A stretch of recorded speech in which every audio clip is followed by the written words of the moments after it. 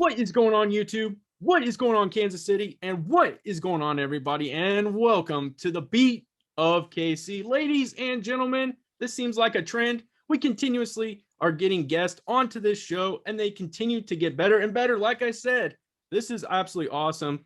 Lance, the Spoken, he hosts the Spoken podcast. Man, what is going on? What is going on? Not a lot, man. I'm just glad to be here with you. I heard that you wanted to talk a little Chiefs, so I figured I'd oblige and jump on here. It's good to be on here for the first official show that I've been on with you, man, and hopefully we can make this happen more often, bro. Heck yeah, man. Heck yeah. I'm excited for this. I really am. I'm fired up if you can't tell. We're getting close, honestly, to training camp. But before we dive into that, let everybody know where they can find you. Let them know where they can find the podcast and everything like that. We do the weekly podcast on all podcast platforms every Friday, every Saturday. We try to get those out on by the end of Friday night usually. But yeah, every single week we do a sports show. It's mostly Kansas City based. We talk a lot of Chiefs on there, but we're not above talking anything else. NBA, MLB, anything that we got going on in the world of sports that people are caring about, we definitely bring up, and we give the people our honest opinions. You can follow us on Twitter at The Spoken Pod, Instagram as well. And on Facebook, we have a Facebook group called The Spoken. It's been around since December of 2010. And you can follow my personal account on Twitter as well at Lance The Spoken. We talk all sports all the time. So if you're somebody that out there that wants to, voice their opinion in something, we'd like to believe that's a place where you always feel welcome. There it is. Ladies and gentlemen, get on over there. Listen, I'm telling you, Lance, I'm pretty sure you have a segment called Lance's Rant, correct? Lance Rants. Yeah, that's correct. Lance Rants. You guys got to listen to that. He gets going. So that leads me into, we're going into training camp. We're going into one of the biggest parts of a football season, and that is training camp. There's a lot of things that can happen. The Kansas City Chiefs are going into it, I think, with an attitude, with really a direction at which they want to do. I think we've seen what happened from that Super Bowl, and I'm excited. What are your thoughts just going into training camp? What are you thinking? What are you feeling? Let me know. Well, I think overall it's one of those, for me, when Patrick Mahomes got drafted, something I said with a good friend of mine, Shaggy Shane, I was on a video of his, and we were feeling sky high for the fact that Chiefs even just drafted a quarterback in the first round and had that anticipation for the first time in most of our lifetimes. I said, though, and I didn't say it hyperbolically. I didn't say it, just out of my emotions. I really felt it and believed it and meant it. That the Chiefs are going to be going to multiple Super Bowls with Patrick Mahomes. They're going to be winning multiple Super Bowls. And ever since he took over in 2018, that has been my expectation. That has been my standard. 2 of those 3 years, the Chiefs have failed to do so, but they did succeed one time, and that gives me the uttermost confidence and belief that this franchise is going to continue to build around Patrick Mahomes and give him what he needs to continue that legacy and to continue making this into a budding dynasty in Kansas City. So my ultimate expectation going into training camp is obviously to see the development of these young players and these new acquisitions. That's always something that excites you, and it should always excite you as a football fan of any team that you follow. But when you have championship aspirations and championship standards with a championship mindset, the fan base should probably just follow suit and have that same expectation the team does. And that's where I'm at right now. I'm expecting to go out there and see a championship product getting ready for week 1. I most definitely believe in that too, man. We're going to jump in right now to the offensive line. Clearly that was evident in the Super Bowl, and even leading into the Super Bowl, the depth pieces just weren't fully there. We started to run out of steam. It felt like injuries upon injuries.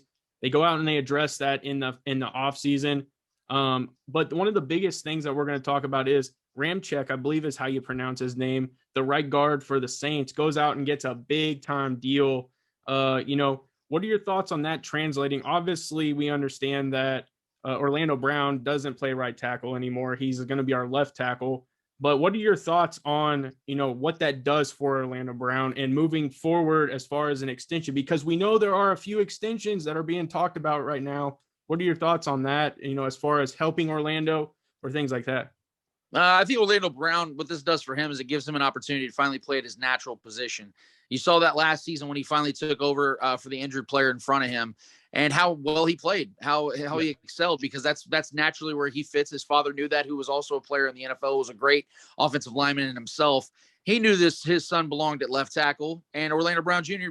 Knows that as well. And you've heard him voice that. And by the way, I must say he's one of the best interviews I've ever seen from a young player, let alone a Chiefs player. It's just great to see him out here articulating his thoughts the way he does. Yeah. But yeah, this is going to definitely benefit him, but it's going to benefit Patrick Mahomes and Clyde Edwards-Helaire the most because of the fact that now, although Eric Fisher was a very solid left tackle for the majority of his career, the Chiefs now have an opportunity to have an elite left tackle, and that's only going to benefit the fluidity of this offense and opening up the run game even more so. And guys like Ramczyk over there in New Orleans getting a contract he did, I'd like to believe the fact that the Chiefs went and signed Joe Thuney to that lucrative deal kind of helped Ramczyk as well open up that market for him. And I think you're going to see that as well as the market probably will get reset at left tackle with Orlando Brown Jr. in the coming months, if not the next year. Yeah, because Trent Williams said, he was being tickled by the Kansas City Chiefs, and then the 49ers come in there and they're like, hey, we don't want you to go. So he got a massive lucrative deal. I mean, that was an incredible deal. I do think Orlando Brown protecting Patrick Mahomes is going to get paid. I mean, it has to happen. I mean, I just believe that's going to happen. So speaking of extensions, I kind of want to flip to the opposite side. One of my favorite players in this game, when he was drafted to the Cardinals, I was devastated because I was hoping there was a way he would come to Kansas City. Tyrann the Honey Badger Mathieu. We've heard rumors. He's very transparent when it comes to voicing his thoughts and how he handles himself on Twitter. He does speak, highly in meetings and things like that. What are your thoughts on his extension? And are we going to see that before training camp possibly? When Tyrann Mathieu came here to Kansas City, he was not only a player that the Chiefs needed on the field, but they needed him to change something that was far more important than just on-field talent. It was culture. He brought a culture here to Kansas City that they've been missing since the mid-'90s with Derek Thomas and those guys. And I don't say that lightly because that team in the 90s changed Chiefs culture completely with Marty Ball and Marty Schottenheimer and those guys doing what they did. And it really set the pathway of where we're at now. And Tyrann Mathieu, to me, is just an extension of that legacy. And I know that the Chiefs don't bring in free agents like that unless they believe that they're going to be building around them for a long foreseeable future. And that goes beyond the 3 years that they gave Tyrann Mathieu because the Chiefs love giving 3-year deals to players. And I'm not talking about just the links of the contract. I'm talking about the guaranteed dollars. Yeah. You've seen that every contract Brett Veach has given out to free agents and guys they sign extension wise. Now there is something I have been taught or been told rather by people that are very, very close to the Chiefs and have been actually worked in the Chiefs throughout the years is that this particular regime is not too fond of giving out extensions to players that are 28, 29, 30 and above. That's just not the way they like doing things, but there's always exceptions to that rule. Tyrann Mathieu is 100% the exception to that rule, along with Travis Kelce. That's why he got his. You're going to see other guys get that throughout their years that are special. Tyrann Mathieu is special because not only is he great on the field, he's a coach on the field with all-pro talent. He's a culture changer. And so, yes, it's going to be done before training camp. In fact, I've been told that the contract's already in place. And I started to, make a little joke that the only reason it's been stalled is because they're trying to figure out where exactly his name's going to fit in the Ring of Honor because this guy is and he's going to continue to help this team. He's going to be the Patrick Mahomes of this defense because that's what Patrick Mahomes views him, and Patrick Mahomes wants him here. And if we know anything about the power and the swing and the control that Patrick Mahomes has here in Kansas City, what he says he's going to get, man. And that's what he wants. He wants Tyrann here. Tyrann wants to be here. The Chiefs want him here. Enough said. I hope that they find a way to make some cool PR where they have like landlord signs all around him and it's him just signing the contract. I think that would be absolutely amazing. I mean, he said the other day on Twitter, he went out and got a new crew or he got some new, I can't remember what it was, but it made me laugh, man. That was absolutely awesome. So, it's definitely, he got a lot more positive too. I know he did a little bit of a talk at Tyreek Hill's basketball thing. So you definitely can sense that something's definitely there. And like you said, I do believe it's in place as well. My guess, and I would like to just hear maybe your thoughts. I do honestly believe he could get 4 to 5 years. What are your thoughts on that? Do you think that that's a possibility? Do you think we're going to see something very similar to what we saw this first go around? I think the years are going to be longer just because of the fact that now there's more of a trust here. Because obviously, as much as I think Tyrann Mathieu and the Chiefs liked each other, they weren't in love at that time. They didn't know each other that well. Now that they've had a relationship for the last 2 to 3 seasons, they've won, they've been successful. Everything has gone right.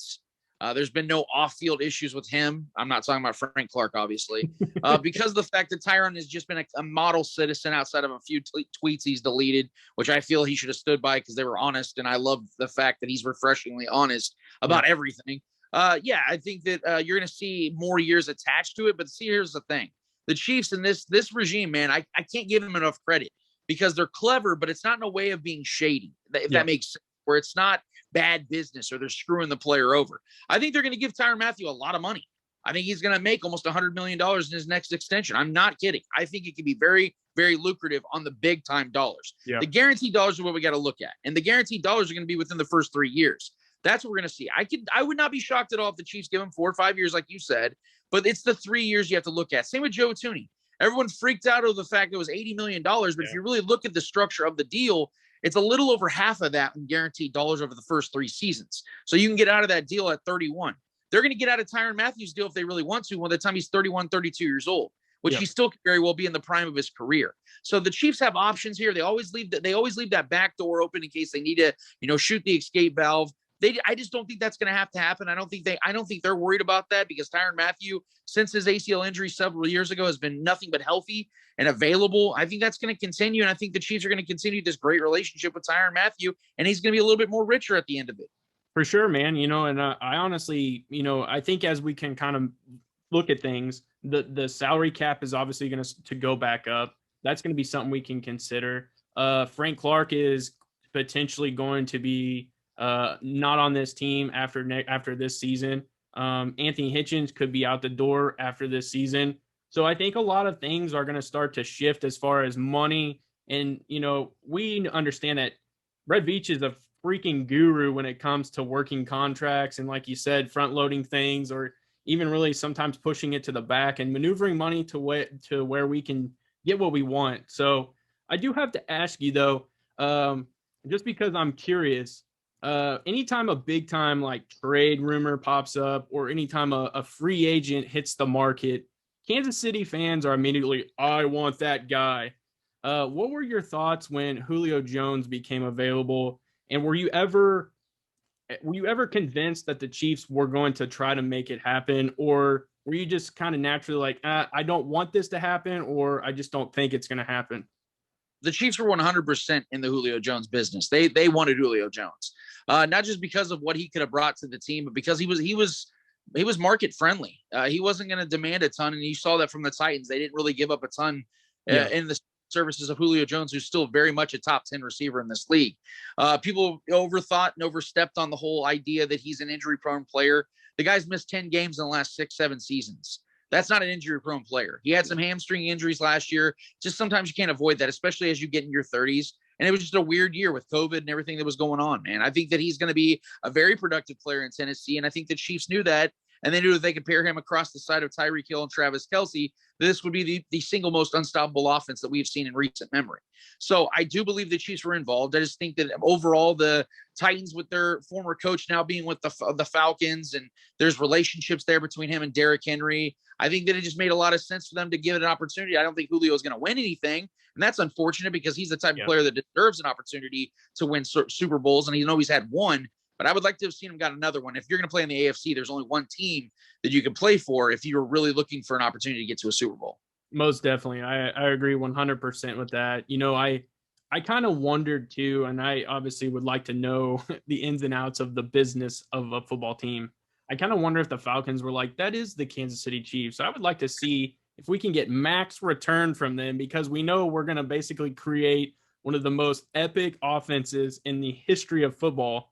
Well, let's try to maximize it. I mean, obviously, but I think that would have been one of the most incredible things to see Julio Jones in an offense with Patrick Mahomes, Tyreek Hill, and Travis Kelce. I mean, that is a Madden moment right there. That would have just been tremendous. But I do think he is, like you said, I think he'll be able to perform and do some good things in Tennessee. But again, it's going to come down to Ryan Tannehill, and they do have Derrick Henry for a reason. So it'll just be very interesting.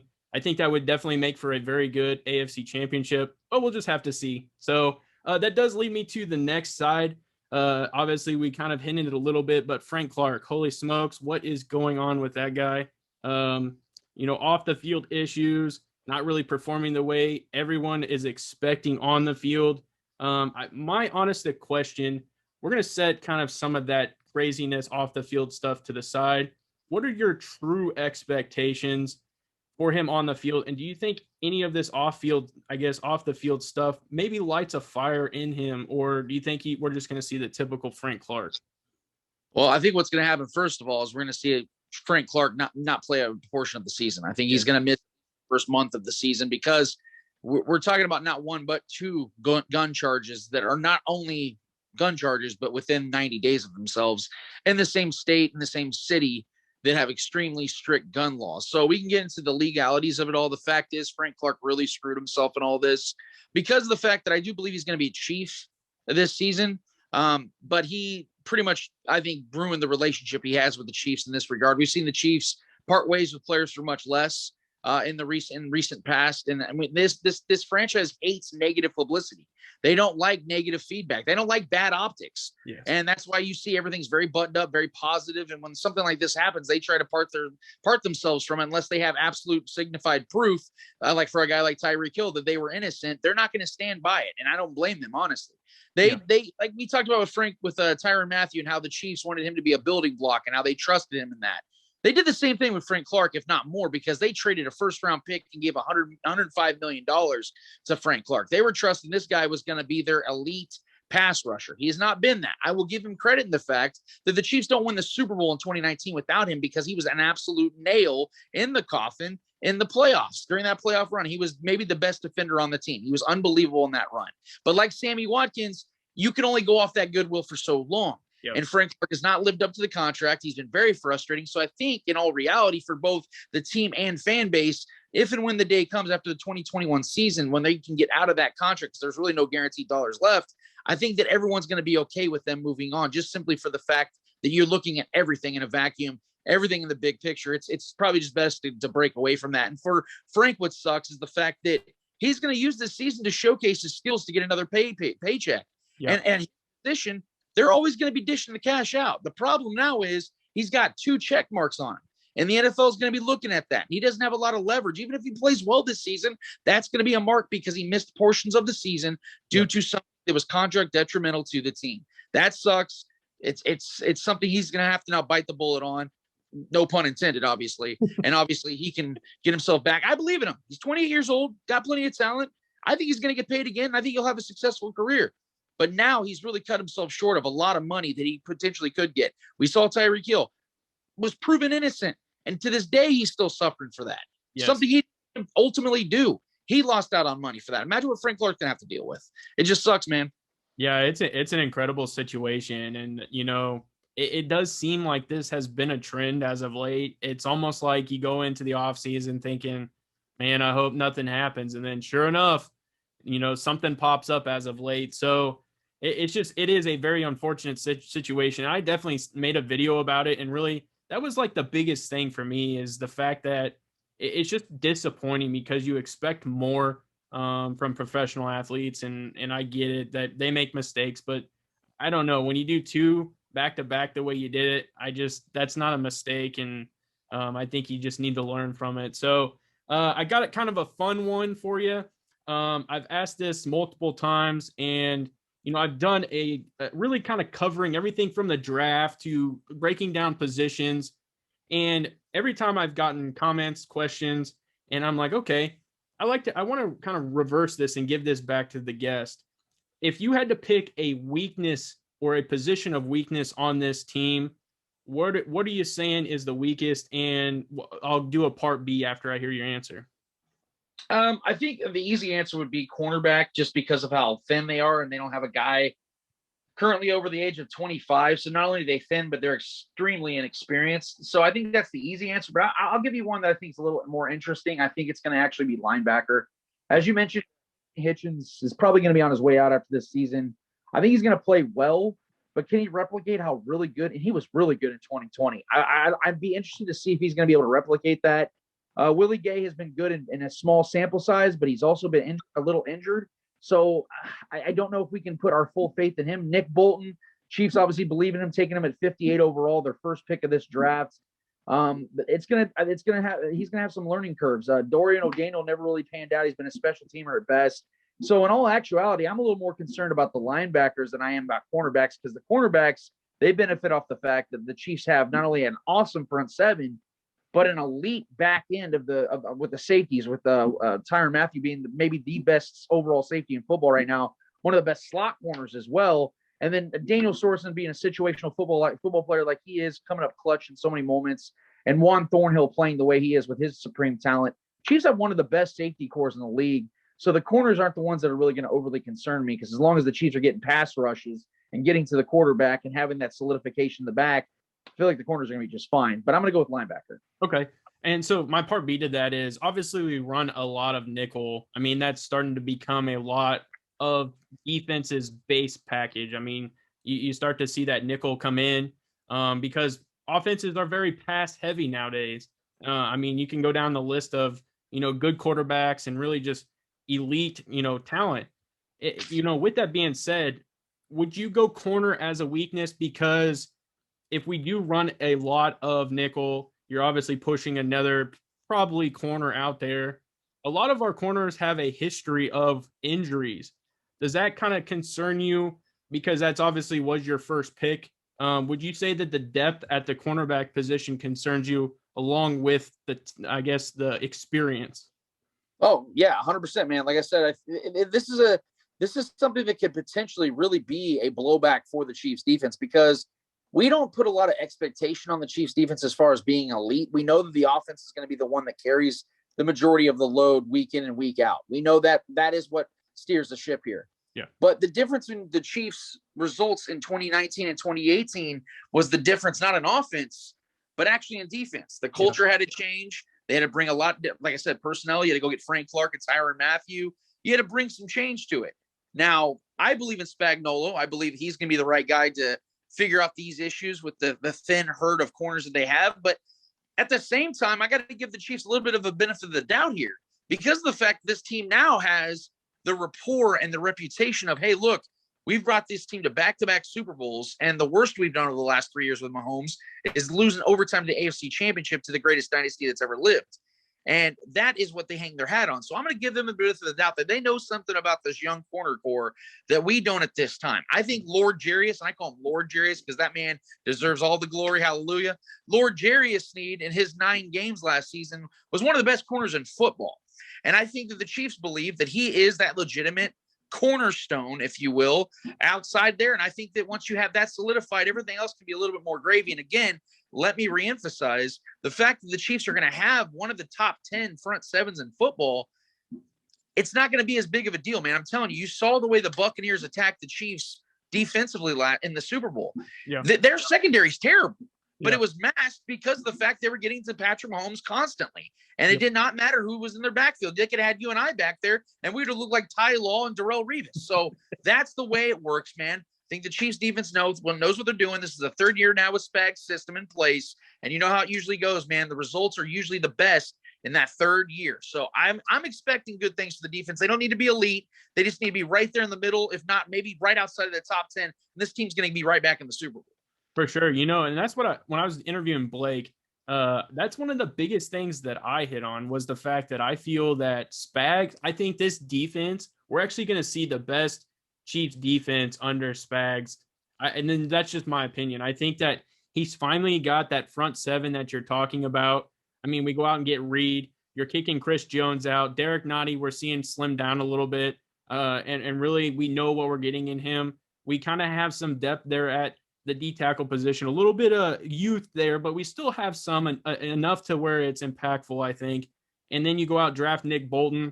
You got Anthony Hitchens there. We're hearing some pretty amazing things about Willie Gay taking that next step. But I do understand your concerns with the linebacker position.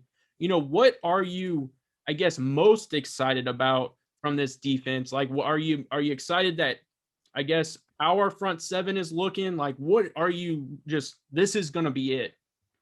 Oh, man, I can't emphasize how excited I am to finally see Chris Jones get what he wants. We saw Dontari Poe get a chance to, score a few touchdowns on the offensive side, and that made his career and legacy what it is, man. He'll forever be known as that guy, did the bloated pig play in Denver. I think it was in Denver. It was just an Arrowhead against the Broncos. I don't remember. But to see that kind of thing happen, I think Chris Jones has paid his dues, man. I think that goes without saying.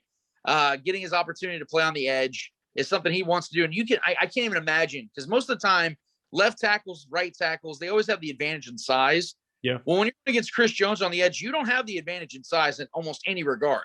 You're talking about a man 6'5", messing around with 300 pounds, and he's just an absolute monster. So that's going to be so much fun to watch. But honestly, I think the guy that's going so unnoticed, and he's actually a bigger name than most people give him credit, is Jarran Reed. I think Jarran Reed's going to be really good this year, man. That's the guy I'm really looking forward to. And honestly, it placates to the Frank Clark situation. Because when Frank Clark plays, and we've seen it, his best year was with who? Jarran Reed next to him. I think that you're going to see something whenever Frank Clark gets back that oh, okay, now we get why these guys were clicking up in Seattle. And then just to throw a nice little spice into the mix, we got Chris Jones on the other side. So that's going to be an absolute blast, man. I think this front seven is going to put some damage on some opponents this year, and I'm really looking forward to that. You nailed it, man. You honestly nailed it. And that's what I think I'm most excited, because I think from a replication, I think Reed is very, very similar to Chris Jones in the way that, the way they attack and go after the quarterback from the D tackle position is one of the most incredible things. And like you said, also the fact that Frank Clark and Reed both had career years when they were playing next to each other. I think that's what's going to be most exciting too. And then you have no idea who's going to come flying off the edge. Is it going to be a corner in L'Jarius Sneed? Is it going to be the Honey Badger, eating whoever in the backfield? So I definitely think that this defense is going to be, and I don't mind saying it, I think it's going to be elite. I think we're going to be very shocked to see how much this, has progressed. If you had to pick one player on the defense, though, that you think most people are just not aware of, or maybe they just don't know yet, that is going to have an impact this year, if you could pick one player, who do you think it will be? I really thought that Josh McCain-Doe, I think he might be a guy that, because everyone remembers Tano Passanio as this project, right? Yeah. And I think that Joshua McCain-Doe being brought in is the same thing. Only difference is he's a more polished football player. Tano Passanio was just a monster. He was a Hulk with a helmet. And I think Kando, with adequate size, obviously, I believe he's about 6'4", 6'5", and about 265 pounds. Big man. And he's obviously, like I said, not somebody that the Chiefs are going to be throwing out there and say, all right, man, go out there and get 11 sacks. That's not what they're going to do with him. Yeah. They're going to push him out there. But I think that you're going to see some pretty surprising plays from him and blitz packages and opportunities on third downs. I think you're going to see some stuff from him, that some elements to his game that you're like, oh, that's what it looks like to be this big as Passanio, but with actual football skill. That's what you're going to see out of him, I think, in spurts. I'm not expecting a ton, but I want to see like 3 or 4 moments this season where he just shows, okay, I see what Brett Veach was talking about with this guy. He may never be a star, but he's going to have some moments, and I think that's what he's going to be. For sure, man. You see it in his highlight tape. There's that one where he looks extremely athletic and he picks that ball off and runs it for a touchdown. I mean, that right there had me immediately say, well, this isn't passing. Yeah, this is, exactly what you said. So, yeah, man, that made me excited. One person that I would like to see, honestly, and I still think there's a chance they could end up on the practice squad, but Bo Peep Keys. I would like to see him, honestly, maybe pull a L'Jarius Sneed and us. I think a lot of people just forget at times he's even on the team. And it would be cool if he could just come out and have like a L'Jarius Sneed season without getting hurt and really kind of just sure up another spot in the cornerback position. What are your thoughts on that? Well, I don't know how anybody can forget a man named Bo Peep. Let's be honest here. I mean, it's going to be kind of hard to forget a name like that. But no, I like his talent. I think that his issue has been sometimes just bad decisions, bad judgment calls. And he's just been burned a few times in his opportunities. And I think that once he gets that down, he can be a solid contributor to this team. He's got the talent, like you said. He's got plenty of talent. He's got an opportunity with very little pressure and expectation on him to compete, man. So, yeah, I'm going to say that Bo Peep gets an opportunity to be a key to the team. Yeah, I'm going to go with it. Let's go. I like that. All right, man, another fun one. So if you could pick any player in the NFL right now, no cap, nothing's going to affect it. You could pick them off of any team and add them to the Kansas City Chiefs. Who are you going with? Ooh, man, I like this question. I mean, I would be such a horrible person if I didn't pick an offensive player, because you always want to fantasize some great player in the NFL, getting to play with Patrick Mahomes on the offensive side. I've played around with this one because I wanted to always entertain a running back, but I'm a big believer in Clyde in this offense, especially with the offensive line being solidified. So you have to go with the receiving option. So if I really had to take a real just stab at it, I mean, I don't know how you don't go with a guy like a DeAndre Hopkins. I mean, you're talking about a guy that is one of the most sure-hand players that we've seen in the last 7-8 years. And the fact that he's maybe the best route runner in football outside of maybe Davante Adams. You're talking about the speed and quickness and agility of Tyreek Hill on one side, the elite talent as a glorified tight end / receiver in Travis Kelce that just walks his way to 1,000 yards every season now. And then, oh, by the way, we have the best wide receiver in football in his prime on the opposite end, just literally shaking fools and breaking double teams. Oh, wait, you can't double team him because we got 2 Hall of Famers in their prime on the other side. Yep. Never mind. Yep, that's called an L. So, yeah, I would much – if I had to choose one guy, I'd be remiss if I didn't give Patrick Mahomes the best of the best in their prime, and that is DeAndre Hopkins right now outside of Tyreek Hill and Davante Adams. Give me D-Hop. Give me Nuke all day, bro. That's what's up, man. And, honestly, I think I kind of had a moment where I could see into the future and predict what your answer was going to be. So I already have a follow-up question for that. We understand that in free agency, we went after Juju Smith-Schuster. He just unfortunately and for some crazy reason turned us down. So that leads me to Davante Adams is going to be a free agent next year. We see what is going on there in Green Bay. Aaron Rodgers is chilling on a beach somewhere, hanging out, drinking Honolulu drinks. I mean, he is not a part of this organization right now, and we know that they have one of the most elite receivers up there. He's going to be a free agent.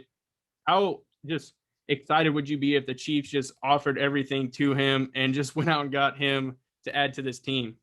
Well, I would have to start emailing my team, my family members and stuff like, listen, guys, we need to get ring fitted right now because we're going to get this year. So get ring fitted. I'm a size 10. You guys let me know what your sizes are. We'll go to Hellsburg. We'll call it a day, man. No, you're talking about the opportunity of a lifetime right there, man. Salary cap be damned. You're talking about a guy that would reset the offense. I mean, you're talking about a guy that would add so much more to I don't even know if teams would want to play those games. You're talking about forfeits, bro. You're talking about legit forfeits because there's just you can't put a secondary together that would even be able to put a respectable performance against an offense that formidable. So, yeah, for the NFL's sake, they might do like a Chris Paul and David Stern situation where they veto that opportunity because, like, look, man, we got to keep this thing fair, bro. You guys are all 5 years ahead of everybody. You guys are like the 2017 Warriors, for Christ's sake, man. We can't do this. I'm telling you. Got parity. We need parity in the league. I'm telling you. But what's crazy is I think that there is a chance because at that point, it's like, Juju, man, you're like B in this option. I mean, we want A. We want the A+. And I think, if they can find a way to structure that cap because, he's always been open about, how he grew up and how they always really didn't have money. And he's showing up to training camp because he wants to earn every dollar. I could see him potentially wanting to come win a Super Bowl with the Kansas City Chiefs, maybe take a little bit less and come on board. I could see that, but there's always other places that can lure him in as well. But it'd be interesting, man. I'm excited just to see what happens with that. But we got to get through this season first, obviously. But man, I'm excited. So I always ask this question. It's a schedule question, and so how I word this, it's one of the biggest games of the year, more than just the two teams. So obviously the Chiefs and the opposing team are going to be watching this game. It's on that level. Which game are you picking and which one are you most excited for? As far as on the Chiefs schedule? Chiefs schedule. Honestly, this might shock you because of the fact that the Chiefs have done so well against this team this year, or have done so well over the last few years against them. But I'm looking actually forward to that Ravens game. Are you? The reason why is not because I think it's going to be some intriguing game, even though the media tries to make it into that, which it's just not. The reason I'm so big on this is because I think it will officially, once the Chiefs go in there, I think it's back in Baltimore if I'm not mistaken. It is. Once the Chiefs go in there and win that game again, and we're talking about 4 straight victories now against the Ravens, Lamar Jackson, Lamar would be 0-4 against Patrick Mahomes. I think that kind of would just kill any idea that this could ever become a rivalry outside of what ESPN tries to create it into becoming. Because of the fact that then it would also show that The last guy to win MVP on the AFC side of things was Lamar Jackson before since Patrick Mahomes. Yeah. I think that's going to show that that's how different they are between them as players, because the excuses aren't there when it comes to Lamar Jackson and the difference of talent. That guy's had one of the best rosters in football since he took over, and one of the best coaches. So there isn't that excuse of, oh, well, Lamar's team's in the development phase, whereas Patrick Mahomes walked into a Super Bowl contending type of team. Let's put context into it. Before Patrick Mahomes took over, when Andy Reid was there from 2013 to 2017, they won one playoff game. They've won 6 since. So since 2018. So yep. Patrick Mahomes is the ultimate difference maker. Lamar hasn't done that for the Ravens. And no matter how much people try to create him into becoming this superstar quarterback, they're not even allowing people to film him at practice throwing the football after he got drugged in the mud for that Sammy Watkins duck that he threw. So look, I want to see that game again, because when the Chiefs go in there and pile that ass, we're going to see why that is for the 4th straight time. And hopefully most times third time's the charm. I guess 4th time will be the charm in this one, because they're still trying to create that narrative, and it ain't going to work, man. So sign me up for that one. I think it's week 3. Sign me up for week 3. That's what's up. That's exactly what I was going to say. When you can't even film your quarterback because he's throwing wounded ducks out there, I mean, come on. I don't mind trash talking a little bit. And Ravens fans, they tend to be some of the most naggy. Like on Twitter, man, they are all about it. So I love that pick for sure. Mine obviously is going to be the first game out the gate. I think that Cleveland Browns game, they got better across the board. They're getting Odell back. That defense, holy smokes, really solidified the secondary, the linebackers. They go out and draft the kid from Notre Dame. They go get Jadeveon Clowney. He's not obviously as elite or what he was, but I think when you plug him in against one of the most fierce defensive ends in the game, Myles Garrett, I mean, you're talking about a pretty good football team. We know what they got in the run game. It all comes down to me is how Baker performs. And I think that's how Cleveland Browns fans feel anyways, is how's Baker going to perform today? So what are your thoughts on that first opening game? It's going to be in a packed Arrowhead. I mean, it is going to be insane to be a part of that game. What are your thoughts on that opening game? I'm so happy that the schedulers put this one in week 1. Just because I think that this is a lot like what happened with the Texans last year, where the Chiefs gave up 24 unanswered points in that Texas divisional game. I think the Texans will be motivated coming into week 1, and the Chiefs just blew their asses out, man. It wasn't even a game. It just wasn't. It just showed the difference in class. And I think that's what's going to happen. I don't want to make predictions yet, but I think that's what's going to happen in week 1. I think that the Browns, you said, you're 100% right. That's a good team. I mean, you'd have to be a blind fool to sit there and tell me that's not a damn good roster. That's not one of the best offensive lines in football. Kevin Stefanski has proven his worth as coach of the year last year. I think that this team's ready to get into the playoffs and maybe even potentially make a push. Here's the difference: is that you saw when Patrick Mahomes was healthy in that playoff game against the Browns in the division round last season, the Chiefs were outclassing them. They were up by 16 points. Then they scored, I believe it was a touchdown after that. And then Patrick Mahomes was driving, gets knocked out of the game, literally. Yeah. The Chiefs were going to roll the Browns. They ended up winning with Chad Henne's magic at the very end. And so that tells me that the Browns could not stop even the counter that the Chiefs had to counter on their own. They had to counter their own injuries. And the Chiefs were out there still making things happen and ended up winning the game. I'm not saying the Browns don't have a chance in this game, but I love the fact that the Chiefs get to silence the critics once again in week 1 like they did last season, because you're already hearing it chirp. You're already hearing people calling that Browns team to win that game, get to the AFC Championship, get to the Super Bowl, maybe even win the Super Bowl.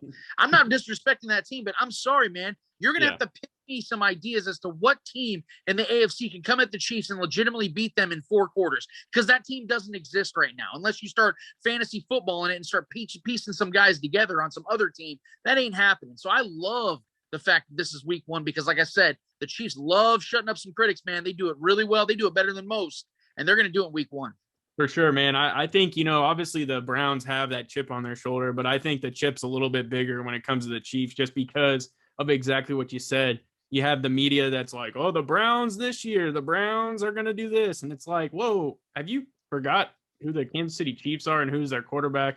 I mean, and even their coach. I mean, it's Andy Reid. So yeah, I'm excited for that one. Now, kind of switch it up just a little bit. I think this is a very fun question too. From a fan perspective, who are you looking forward to just from a fan perspective? And my example is, I'm just excited for the Eagles game. Andy's going back to Philly. I'm a big Jalen Hurts fan. I always liked what Jalen Hurts was capable of doing at Alabama into Oklahoma. They go out and draft Devonta Smith. They got Jalen Reagor on the other side. We got a little bit of an aging defense over there, but I still think that game is going to be exciting. Not that it's going to be competitive, but it'll be exciting.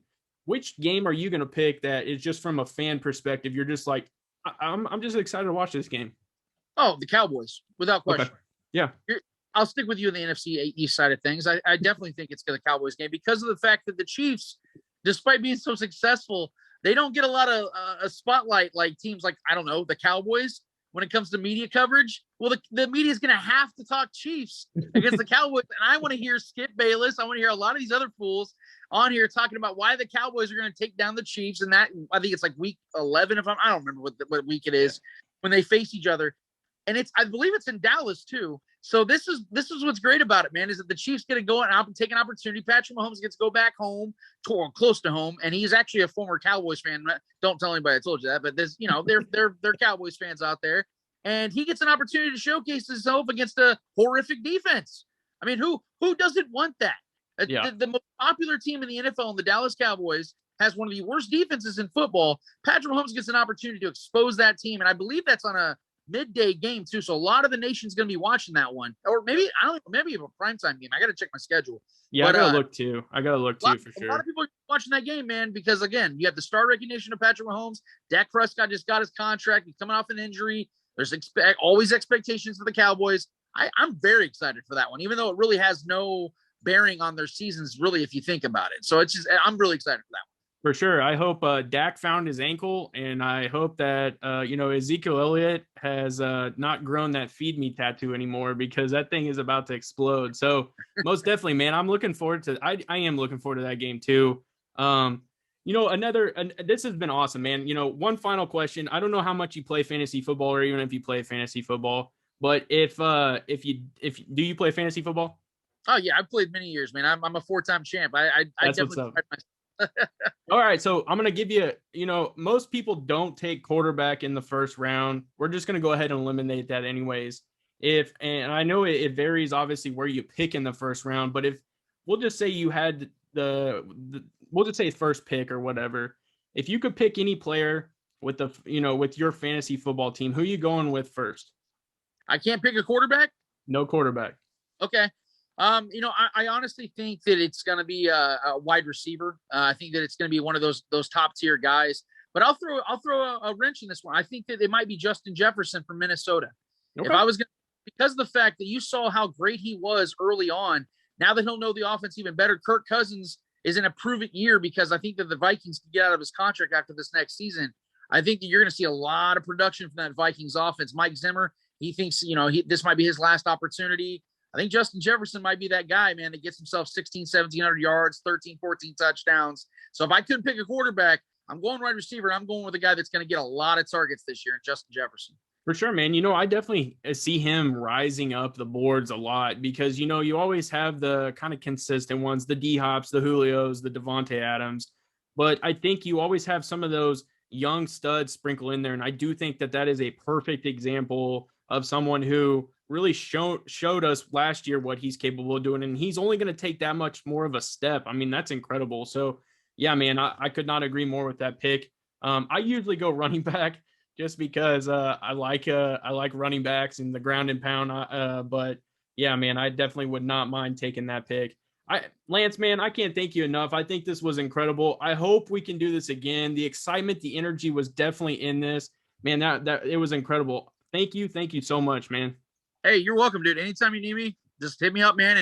And one of these days we'll try to get you on our show as well, man, because that's what it's all about, is promoting each other, man. Because it's not a big city in Kansas City, but it's big enough for all of us to eat, man. And that's what we're here to do. So thank you for having me on, man. It was an absolute blast. This is what I love doing. And you just basically made my night on this, man. So whenever you need me, hit me up, brother. That's what's up, man, for sure. And you want to give everybody one more time your social medias and your podcast.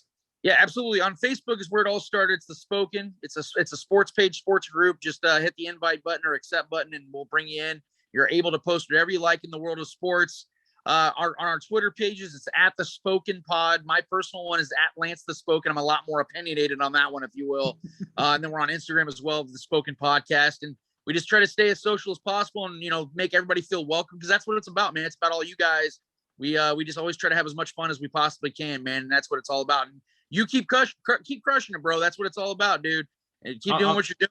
You got people on the side, myself included. Thank you, man. It means a ton. It really does. And yeah, man, I'm looking forward to the grind. This is what's special. And yeah, this has been a pleasure, man.